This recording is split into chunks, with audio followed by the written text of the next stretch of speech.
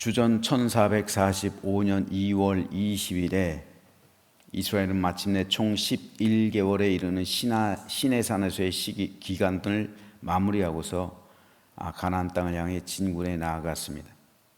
이스라엘 백성이 시내산에 이르렀을 때에는 이제 막 애굽을 탈출해서 아무 조직도 힘도 없는 도망 나온 노예들의 집단에 불과했습니다. 하지만 시내산에서의 11개월 동안의 기간을 거치는 동안 이스라엘은 전혀 다른 모습으로 태어났습니다. 이 기간 동안 그들은 하나님의 선민으로 태어났고 하나님의 군대가 되어서 당당한 정복자 집단으로 변모하게 되었습니다.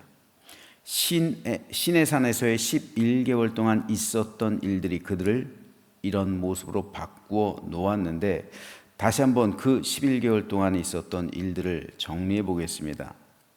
먼저 선민 언약 체결이 그 기간 동안 있었죠. 출애굽기 19장에서 24장까지의 기록입니다. 그 다음으로 성막 건립을 했어요. 출애굽기 25장에서 40장. 그리고 각종 제사 제도 및 기본 율법을 수여받았습니다. 레위기 전체예요. 11개월 동안 있었던 일이죠. 전 민족의 군사 편제와 및 행군 준비 완료가 민수기 1장부터 오늘 우리가 읽은 10장 10절까지의 기록입니다. 여기까지 시내산에서의 모든 과정을 마치고 가나안 땅을 향한 진군 준비를 완료했어요. 이어지는 10장 11절부터 이제 드디어 이스라엘 백성들은 가나안 땅을 향해 진군에 나아갑니다. 10장 크게 네 문단으로 나눌 수가 있습니다. 10절까지는 회중 소집 및 행군 지시의 전달을 위한 은나팔 신호 규정을 기록하고요. 11절에서 28절은 시내산 출발과 바란 광야 기착 및 이스라엘의 행군 순서를 묘사하고 있고요. 29절에서 32절은 미디안 사람 호밥을 향한 모세의 가나안 동행 요청을, 그리고 33절에서 36절은 이스라엘의 광야 행군길을 앞서간 언약궤의 인도함을 기록하고 있습니다. 오늘은 이 가운데서 15절에서 29절에서 32절, 29절에서 32절 말씀에 대해서 잠시 살펴보겠습니다. 먼저 새번역 성경으로 이 부분을 읽어보겠습니다. 모세가 미디안 사람 루아의 아들 호밥에게 청하였다. 그는 모세의 장인이었다. 우린 이제 주님께서 우리에게 주시겠다고 약속하신 곳으로 떠납니다. 장인께서도 우리와 같이 길을 떠나 주시기 바랍니다. 주님께서 이스라엘에게 잘 해주시겠다고 약속하셨으니 우리가 장인 어른을 잘 대접해 드리겠습니다. 여기서는 장인이라고 기록하고 있는데 오늘 우리 성경에서는 호밥을 처남으로 이렇게 기록하고 있죠. 근데 새번역성에서는 장인으로 말하고 있어요. 왜냐하면 사사기에 보면, 사사기 1장에 보면, 그리고 4장에 보면은 이 호밥을 이드로와 다른 이름으로 기록하고 있기 때문에 새번역에서는 장인이라고 말하고 있어요. 저는 새번역 성경을 따라서 한번 해석해 볼게요. 크게 다른 건 없어요. 모세의 처남이든 장인이든 그것이 다른 건 아닙니다. 어쨌든 장인 어른을 잘 대접해 드리겠습니다. 호밥이 모세에게 말하였다. 나는 가지 못하네. 나는 내 고향 내 친척에게로 가야 하네. 모세가 다시 간청하였다. 제발 우리만 버려두지 마십시오. 왜냐하면 이 모세의 장인이 그 모세의 아내였던 십보라, 그리고 그의 두 아들을 이때 데리고 왔잖아요. 시내산으로 데리고 왔죠. 모세가 원래는 출애굽하러 떠나가다가 도중에 돌아왔잖아요. 십보라와 그의 두 아들이 출애굽기에 보면. 그러나 모세의 장인이 이제 시내산에서 기착할 때 데리고 온 거예요. 그랬을 때 모세가 돌아가려는 장인에게 다시 한번 간청합니다. 제발 우리만 버려두지 마십시오. 우리가 광야 어디에 진을 쳐야 할지 장인 어른만큼 아는 사람이 없습니다. 그러니 장인께서는 우리의 길 안내자가 되어 주셔야 합니다. 우리와 함께 가시기만 한다면 주님께서 우리에게 주시는 좋은 것은 무엇이든지 장인 어른께 나누어 드리겠습니다. 자, 지금 하나님의 구름이 이스라엘 백성을 인도하고 있어요. 언약궤를 맨 레위인들이 모든 백성 앞에 행진하고 있어요. 그런데 모세는 그의 장인에게 자신들의 길잡이가 되어달라고 부탁하고 있어요. 남아줄 것을 요청하고 있어요. 왜냐하면 이 광야는 미디안 족속이 대대로 살아가던 터전이에요. 그렇기 때문에 누구보다 이 광야의 지리를 모세 장인이 잘 알고 있었던 거예요. 그래서 모세는 우리가 장인 어른의 자손을 선대할 테니 우리를 도와달라 요청했던 거예요. 사실 이스라엘의 조직을 세우는데 모세 장인의 역할이 컸죠. 왜냐하면 천부장, 백부장 이 제도를 세우는데 모세 장인이 조언을 해줬잖아요. 모세 장인은 처음에는 자기 고향으로 돌아가겠다며 거절했죠. 하지만 거듭된 모세의 요청을 듣고 이후에는 마음을 바꿉니다. 그리고 이스라엘 백성과 동행해요. 그래서 이들은 이스라엘과 함께 가나안 땅에 들어갑니다. 결국엔 가나안까지 동행해요. 그리고 그곳에서 안전하게 한 족속을 이루며 살게 되었습니다. 그 족속의 이름이 바로 겐 족속이에요. 겐 족속에 대해 사사기에서는 이렇게 기록합니다. 모세의 장인은 겐 자손인데 그의 자손이 유다 자손과 함께 종려나무 성읍인 여리고로부터 아랏 남쪽에 있는 유다 광야로 옮겨와서 유다 광야 백성 가운데 자리 잡고 살았다. 이때 이 모세가 요청했던 그 요청을 듣고서 결국 모세도 가나안 들어가지 못하고 죽었지만 겐 족속은 들어갔어요. 들어가서 거기서 터를 내리고 살고 일부는 유다 광야로까지 내려와서 곳곳에 흩어져서 살아갔다는 거예요. 그리고 사사기를 거쳐 이스라엘 왕정이 시작됐을 때도 이스라엘과 겐 족속의 관계는 돈독했어요. 그래서 전쟁을 벌일 때도 그 지역에 겐 족속이 있다면 이스라엘이 미리 말해줘요. 그래서 피하도록 합니다. 사울이 겐 사람에게 이르되 아말렉 사람 중에서 떠나가라. 그들과 함께 너희를 멸하게 될까 하노라. 이스라엘 모든 자손이 애굽에서 올라올 때에 너희가 그들을 선대하였느니라. 이에 겐 사람이 아말렉 사람 중에서 떠나니라. 전쟁하기 전에 미리 겐 족속을 피하도록 하는 거예요. 왜냐하면 이스라엘과 겐 사람은 평화의 증표가 대대로 있었기 때문에 그렇죠. 무려 이때가 몇 년이에요? 거진 300년이 넘게 300년이 지난 그 시간 동안 이 관계를 유지하고 있었던 거예요. 사울의 시대까지. 또 역대기에 보면 이런 기록이 나옵니다. 역대기는 그 그 에스라가 쓴 것이지만 그 멸망당했을 때까지를 기록하고 있잖아요. 그때 살마의 자손들은 베들레헴과 느바 종족과 아다롯벳 요압과 마나핫 종족의 절반과 소라 종족과 야베스에 살던 서기관 종족 곧 디랏 종족과 시므랏 종족과 수갓 종족이니 이는 다 레갑 가문의 조상 함마색에서 나온 겐 족족이더라. 겐 종족이더라.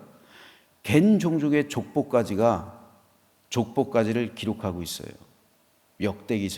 역대기서에서요. 특별히 레갑 가문은 예레미야 시대 하나님께서 예레미야에게 말했잖아요. 레갑 가문으로 가라. 포도주를 마시지 않고 조상 대대로 그 말을 지켜 행하고 있는 레갑 가문을 봐라. 레갑 가문은 여호와의 율법을 강직하게 지키로 유명한 가문이에요. 오죽했으면 하나님께서 예레미야에게 레갑 가문한테 가봐라 이런 말씀을 하셨을까요? 근데 레갑 가문이 바로 겐 족속이란 말입니다. 즉 모세의 장인과 그의 후손들은 이스라엘과 함께 살면서 이전에 섬기던 미디안 족속의 신을 버리고 여호와 하나님을 자신들의 신으로 받아들인 거예요. 출애굽기에 보면 모세의 장인 이드로는 미디안의 제사장이었어요. 즉 이방 사제였단 말이에요. 미디안은 아브라함이 그드라에게서 낳은 네 번째 아들이에요. 따라서 미디안 족속은 아브라함이 믿던 여호와 하나님에 대한 왜곡된 신앙을 가지고 있었어요. 그렇기 때문에 미디안 족속은 대대로 이스라엘과 원수 관계가 되었어요.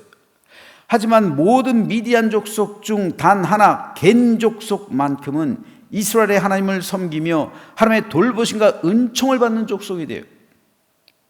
만일 이때 모세의 장인이 모세의 청을 끝까지 거절하고 자신의 고향으로 돌아갔다면 아마도 그들의 후손들은 다른 미디안 족속들처럼 대대로 이스라엘과 원수 관계가 되었을 겁니다.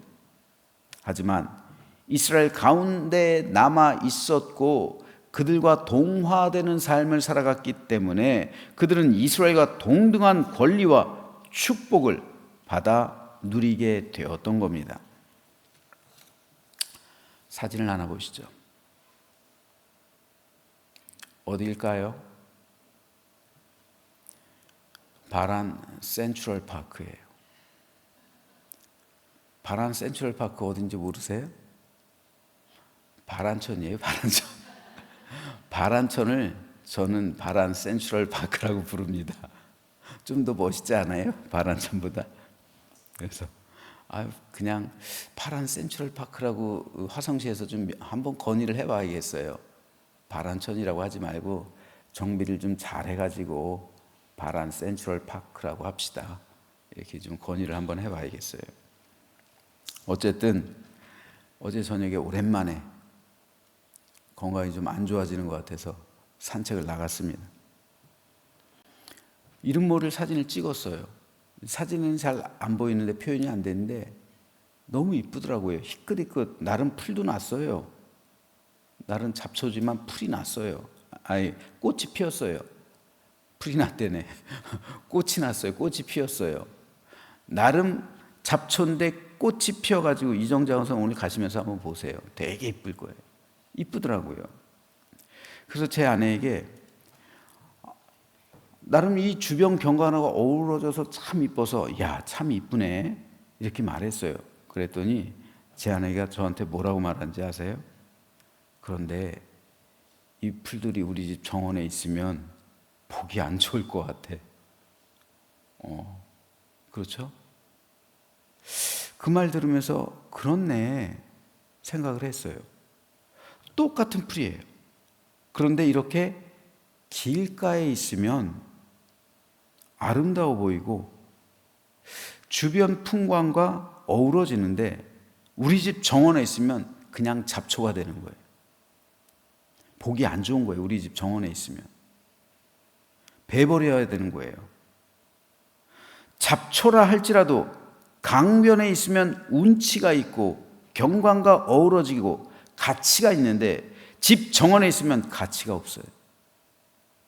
베어져 버리고 마는 겁니다. 오늘 본문에 등장하는 겐 족속이 그랬어요. 그들은 선민이 아니에요. 시내산에서 선민과 계약을 맺을 때 모세의 장인과 그의 후손들은 예외였어요. 그의 후손들이 선민이 된 게 아니에요. 그들은 이 계약에서 제외였어요. 하지만 모세는 장인과 그의 후손들에게 자신들과 함께 가자고 제안했던 것이고 이를 받아들이게 되었을 때 그들 역시 선민 이스라엘의 공동체에 속하게 되었던 겁니다.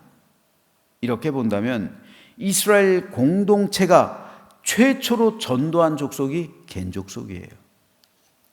그래서 겐 족속이 최초로 유대인들 그 공동체에 속하게 되었던 겁니다. 겐 족속이 만일 이때 이스라엘을 떠나 미디안으로 돌아갔다면 그들은 잡초로 여겨졌을 겁니다. 하지만 이들이 이스라엘과 함께 있었을 때 이들은 고상하고 아름다운 생명과 축복을 받아 누리는 선민 공동체가 된 겁니다. 그러므로 어떤 존재로 태어났는가의 문제보다 더 중요한 것은 어디에서 살아가는가. 이게 중요해요. 왕의 가문에서 태어났다 할지라도 거지의 집에서 살아간다면 그는 거지가 되는 거예요. 하지만 거지의 자녀로 태어났다고 할지라도 왕에게 입양돼서 왕의 집에서 살아간다면 그는 왕의 자녀가 되는 거예요. 따라서 내가 어떤 존재로 태어났는가 하는 것보다 훨씬 더 중요한 사실은 지금 내가 어디에서 살아가느냐 하는 문제입니다. 저는 비록 가난한 홀 어머니 밑에서 태어났어요. 그런데 제가 자란 곳은 교회였어요. 저는 홀 어머니 밑에서 있었기 때문에 하루 종일 집에서도 할 일이 없어요. 그러니까 교회 가서 살았어요, 거짓. 하나님의 집에서 자라니까 제가 목사가 된 거예요. 어떤 집에서 태어나느냐보다 어디에서 자라나느냐가 훨씬 중요한 문제예요. 어디에서 태어나느냐는 내가 선택할 수 없어요. 하지만 내가 어디에서 살아가느냐는 내가 선택할 수 있어요. 그렇다면 여러분은 지금 어디에서 자리 잡고 살아가고 있습니까? 여러분은 어디에서 살아가고 있어요? 또 여러분의 자녀는 지금 어디에서 털을 내리고 살아가고 있습니까? 어디에서 살아가고 있느냐? 저는 저와 여러분의 가정과 모든 자손들이 다 하나님의 집에 털을 내리고 살아가게 되기를 소망합니다. 우리가 하나님의 집에서 살아가야죠. 우리가 교회에 오는 시간이 많아져야죠. 우리 자녀들이 교회에서 뿌리를 내리고 살아가는 시간이 많아져야죠. 그래서 겐족속처럼 하나님의 사랑과 은혜를 입고 형통하고 축복 넘치는 복된 삶을 살아가는 모든 가정과 우리의 자녀들이 되기를 주님의 이름으로 축원합니다.